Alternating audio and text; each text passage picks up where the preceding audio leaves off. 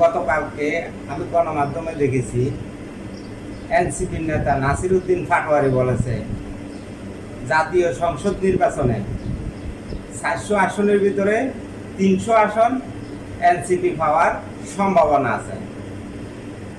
তো বাকি 100 আসন আর কে পাবে সেটা বলেনি, শুধু তারা যে 300 আসন পাবে সেটা জনসম্মুখে গণমাধ্যম দিয়ে বলা হয়েছে।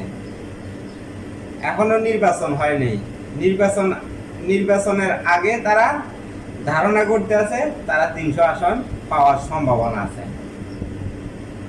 নির্বাচনের মাধ্যম দিয়ে তো বিজয় হয়ে আসতে হবে, জনগণের ভোটের মাধ্যম দিয়ে রায় নিয়ে আসতে হবে সংসদে।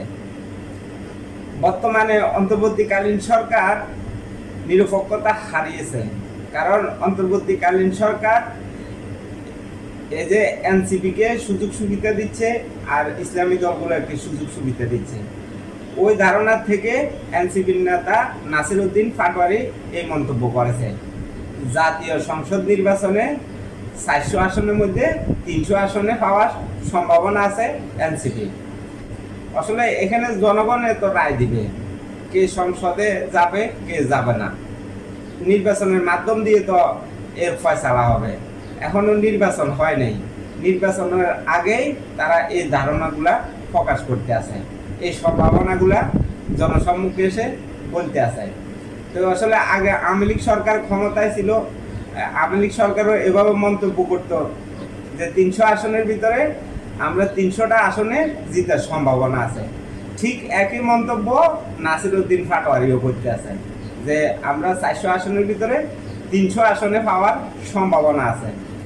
আসলে এই দেশ থেকে একটা স্বৈরাচার বিতাড়িত হয়ে যাওয়ার পরে দেখা যাচ্ছে আরেকটা স্বৈরাচারের আবির্ভাব ঘটেছে। তারা কিভাবে ধারণা করে যে 400 আসনের মধ্যে 300 আসনে তারা পাওয়ার সম্ভাবনা আছে। আসলে সহজমিনে যদি বিশ্লেষণ করে দেখা যায় তারা একটা আসন পায় কিনা সন্দেহ। যদিও তারা দুর্নীতি করে ভোট কারচুরি করে এবং অন্তর্বর্তীকালীন সরকারের সহযোগিতা নিয়ে যদি 2-1 নেতা বিজয় হয়ে আসতে পারে, এছাড়া জনগণের ভোটের মাধ্যমে তারা বিজয় হয়ে আসার কোনো সম্ভাবনা নাই। আর তারা বিজয় কিভাবে হবে? তারা বর্তমানে যেভাবে অন্তর্বর্তীকালীন সরকারের উপদেষ্টা আসিফ মাহমুদ দুর্নীতির সাথে জড়িত হয়ে গেছে, আসিফ মাহমুদের দুর্নীতির এখনো কোনো তদন্ত হচ্ছে না। তো দুর্নীতি করিয়ে এই এনসিপির নেতাদেরকে বিজয় ঘোষণা করা সম্ভাবনা আছে। আসলে বিএনপির বিজয়টা ছিনিয়ে নেওয়ার সম্ভাবনা বেশি দেখা যাইতেছে।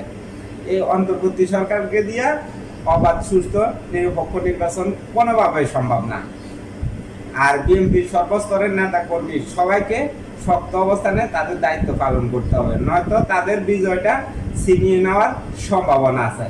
এভাবে আন্তরিক হয়ে যদি থাকে বিএনপি, তাহলে নির্বাচনে বিএনপিকে হারিয়ে দেওয়ার সম্ভাবনা আছে।